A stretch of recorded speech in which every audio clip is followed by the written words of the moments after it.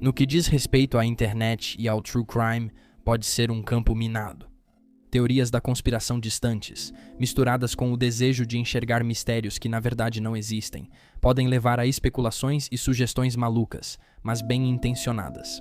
Mas alguns casos realmente precisam da ajuda de comunidades improváveis para serem resolvidos. Junte-se a nós no episódio de hoje, enquanto examinamos 3 casos de detetives da internet que ajudaram a solucionar casos arquivados.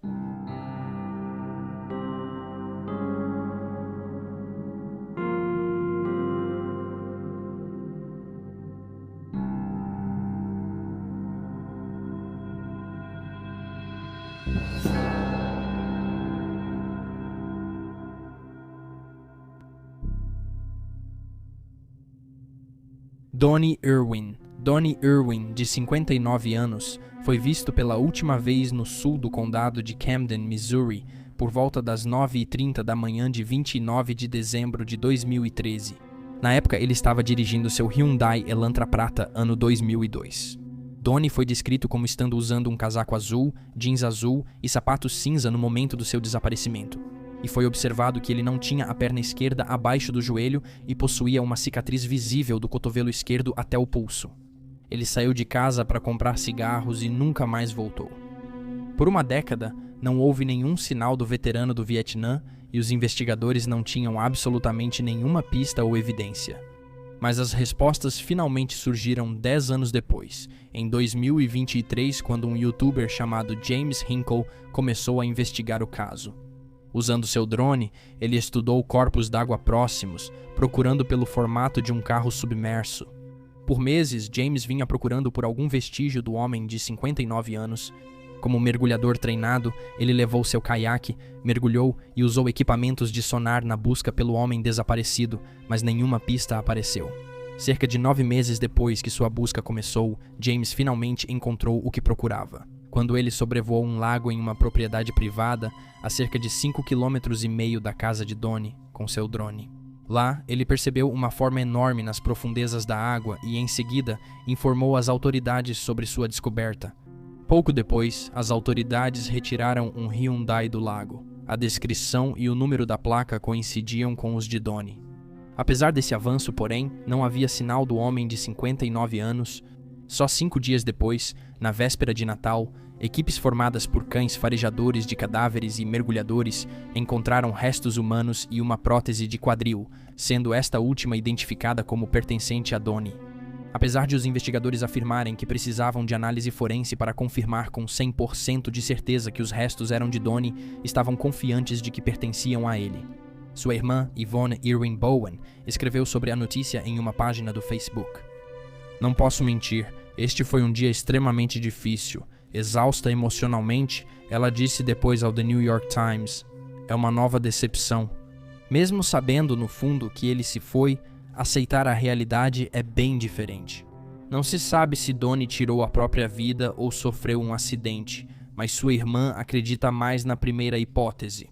Observando que pouco antes de desaparecer, ele soube que provavelmente precisaria amputar a segunda perna. Ela concluiu: "Meu irmão fez o que fez porque não queria ser um peso para ninguém." Ela acrescentou que, embora finalmente saiba a verdade, nunca terá um desfecho, abre aspas. As pessoas sempre dizem que, quando você encontra aquele ente querido, você tem um encerramento. Não, você não tem, porque nunca vai entender. Crystal Theobald. Em fevereiro de 2006, Crystal Theobald foi assassinada em Arlanza, Califórnia. Ela tinha apenas 24 anos e era mãe de 2 filhos. Naquela noite, o namorado dela estava dirigindo o casal pelo quarteirão 6600 da Geranium Place, quando um grupo de homens próximos a um SUV começou a atirar no carro. Durante o depoimento no julgamento, ficou claro que o grupo que atirou no carro era formado por membros de gangue. E eles acreditavam que Crystal, seu namorado, Juan Patlin, e seu irmão Justin eram membros de uma gangue rival. Crystal foi atingida na cabeça a queima-roupa, enquanto seu namorado foi baleado no abdômen. Imagens de câmeras de segurança mostrariam Justin assumindo o carro, dirigindo até uma loja próxima e saindo com sua irmã nos braços pedindo ajuda. Crystal morreu devido aos ferimentos no hospital 2 dias depois, enquanto Juan sobreviveu após passar por uma cirurgia. Justin saiu do incidente fisicamente ileso. Mais tarde, foi revelado que os membros da gangue, que faziam parte de um grupo chamado 5150, estavam seguindo um veículo que acreditavam pertencer a um membro rival da gangue MD. Quando eles se perderam e viram o carro de Juan, ele se parecia com o dos membros da gangue rival, e eles assumiram que era o mesmo, o que motivou o ataque. Após a morte de Crystal, sua mãe, Belinda Lane, e sua prima mais nova, Jamie, decidiram assumir a investigação por conta própria. Com a ajuda de Jamie, Belinda criou 2 contas falsas no MySpace, incluindo uma que usava a foto de Crystal com um nome diferente. Na esperança de se conectar com membros do 5150 e descobrir informações que pudessem usar para colocar os responsáveis atrás das grades. Em pouco tempo, o plano de Belinda funcionou quando ela se conectou com William Sotelo, membro da gangue. Descobriu-se que ele era o motorista do SUV naquela noite e o veículo pertencia a ele. Belinda depois levou a conversa à polícia, que usou as informações para chamar Sotelo para uma entrevista. Durante o interrogatório, ele incriminou Júlio Herodia, alegando que ele foi o homem que disparou a bala que matou Crystal. Neste estágio, porém, não havia nenhuma evidência física ligando Sotelo à cena do crime, então ele foi liberado pelos investigadores. Frustrantemente, ele então fugiu para a Califórnia e permaneceu foragido por mais de uma década. Ele foi finalmente capturado no México em 2020, onde trabalhava como agricultor de pimentas. Depois que Belinda encontrou informações sobre ele no Facebook e recebeu uma dica sobre sua localização exata.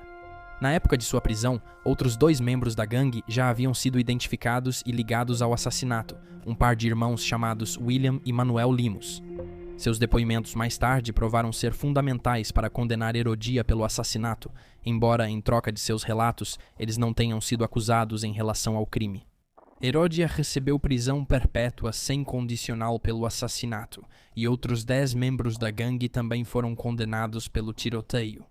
Eles foram acusados de uma variedade de crimes, e suas sentenças variaram de liberdade condicional até 18 anos de prisão. Belinda também ficou conhecida por contatar vários suspeitos em potencial ao longo dos anos, e ela e Jaime chegaram a ameaçar alguns deles por telefone. Alguns membros da gangue com quem falaram não tinham relação com o crime. Em um documentário sobre o caso, Belinda chegou a admitir que, em certo momento, sonhou em reunir todos os membros da gangue em uma festa e atirar neles ela mesma. Ela estava tão mergulhada em sua dor e raiva, contou Belinda à mídia. Eu estava um caco. Eu estava tão furioso, com raiva, triste e sobrecarregado. Eu simplesmente não queria viver, só queria morrer. Ela destacou que a raiva impulsionou sua busca por respostas e a aproximou de Sotelo. Sem as informações dele, ela não tem certeza de quanto tempo a polícia teria levado para encontrar respostas no caso de Crystal. Cheryl Ann Macmillan. Em 8 de junho de 1968, o corpo de uma jovem foi encontrado em Los Angeles, Califórnia. Ela estava caída sobre uma mesa de piquenique perto da Mount Hollywood Drive, usando biquíni de bolinhas, sobretudo e sandálias. Apesar de ser descrita como pequena, de cabelo loiro descolorido e sobrancelhas cuidadas, havia poucas informações para os investigadores, pois ela não tinha identificação. A pista mais notável que a polícia tinha era que acreditavam que ela estava hospedada no motel Hollywoodland em Studio City e que talvez tenha usado o nome Cheryl Miller. A maior evidência recuperada da cena, por sua vez, foi uma aliança de ouro que ela usava, com a inscrição CB para EJ 9420. Jane Doe morreu de uma aparente overdose de drogas. Como as autoridades nunca conseguiram confirmar sua identidade, ela foi rotulada como Jane Doe, 18. Nos meses seguintes, os investigadores seguiram as poucas pistas que tinham, mas nunca conseguiram devolver o nome dela. Por décadas, o caso permaneceu sem solução. Em 2010, o renomado artista forense Carl Koppelman encontrou a imagem dela e fez o upload de uma reconstrução facial de Jane Doe, 18 ou Jane Doe do Parque Griffith, como ela ficou conhecida depois. E foi essa imagem que chamou a atenção de uma mulher chamada Rita Ellen Hood, em 2016. Em julho daquele ano, Rita estava em seu intervalo de almoço rolando o feed do Facebook quando viu uma versão editada da reconstrução. Carl postou recentemente que já trabalharam juntos e ainda são amigos no Facebook. Anos depois, e após ver a imagem, Rita leu sobre a história de Jane Doe.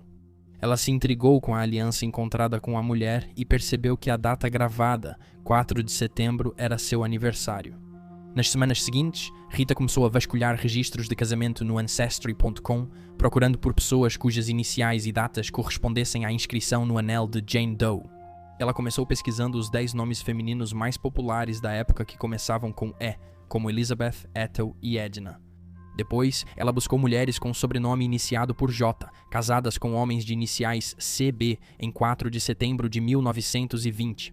Durante um mês, Rita passava as noites vasculhando os registros. Depois que seus filhos iam para a cama, ela ficava acordada até tarde, determinada a encontrar respostas. 4 semanas após o início da busca, ela encontrou uma correspondência. Edna Lydia J. se casou com Charles J. Bush em Detroit, em 4 de setembro de 1920. Edna teve 2 filhas antes de falecer devido a um problema de saúde em 1932, com apenas 30 anos de idade. Uma investigação adicional dos registros dela revelou que Geraldine Bush, uma de suas filhas, se casou 3 vezes, sendo o último casamento com um homem chamado João Paulo Manzo em 1960. Rita começou a procurar por um João Manzo nas redes sociais e encontrou João Manzo Jr., que morava na Califórnia. Ela lhe enviou uma mensagem no dia 9 de setembro, esperando que ele conversasse com ela para que pudesse determinar se ele era ou não parente de Geraldine. Vários dias se passaram antes que Rita recebesse uma resposta. Em 11 de setembro, João contou que Geraldine era sua mãe e Edna, sua avó. Rita perguntou se ele sabia o que houve com a aliança de casamento da avó, pois ela foi encontrada no corpo de uma desconhecida na Califórnia. Antes que Rita pudesse começar a fazer perguntas, João admitiu: "Minha irmã está desaparecida desde 1968, quando a sua desconhecida foi encontrada." Aconteceu que João tinha uma meia-irmã chamada Cheryl Ann Macmillan, que desapareceu quando ele tinha 6 anos e ela tinha 21. João gostava muito de Cheryl. Ele lembrava que ela o levava a todos os lugares e tinha muito carinho por ele. Recordava a sensação de amor e cuidado. Cheryl, filha do primeiro casamento de Geraldine, foi adotada pelo segundo marido da mãe. Ela se formou na Campbell High School em 1964 e, em seguida, mudou-se para Los Angeles, onde a família perdeu contato com ela. Em determinado momento, Geraldine contratou um detetive particular para procurá-la, e embora ele tenha conseguido encontrá-la, ela supostamente disse a ele: "Me deixe em paz, diga a eles que estou bem." Tudo o que a família sabia era que ela tinha se envolvido com drogas e tinha namorado um homem com o sobrenome Miller. Cheryl seria madrinha no casamento de sua prima em 22 de junho. A prima, Ellen Saval, contou depois aos repórteres que Cheryl não foi provar o vestido. Na prova do vestido, mas que ela ligou logo depois para garantir que estaria presente. No entanto, no dia do casamento, ela nunca apareceu. A família ainda não sabia, mas os investigadores já haviam encontrado seu corpo. Semanas antes, João disse à mídia que sua família afirmou ter registrado um boletim de ocorrência de pessoa desaparecida, mas a polícia, em 2016, não conseguiu recuperá-lo. Ele acrescentou: "Sempre procuramos por ela viva, nunca procuramos por pessoas não identificadas." Após sua conversa com João, Rita foi à polícia com suas descobertas. Em 22 de setembro de 2016, as autoridades anunciaram que a desconhecida do Parque Griffith era, de fato, Cheryl Macmillan. As circunstâncias exatas da morte de Cheryl são desconhecidas, mas seus parentes sempre suspeitaram que seu desaparecimento estava ligado ao tráfico de drogas. Ellen disse que sua prima certa vez lhe confidenciou estar transportando drogas entre cidades mexicanas.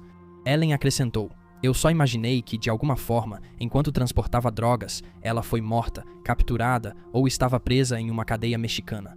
John Manzo Jr., por sua vez, se conforta com o fato de que, mesmo precisando de dinheiro, Cheryl nunca penhorou o anel da avó deles. E aí estão os fatos.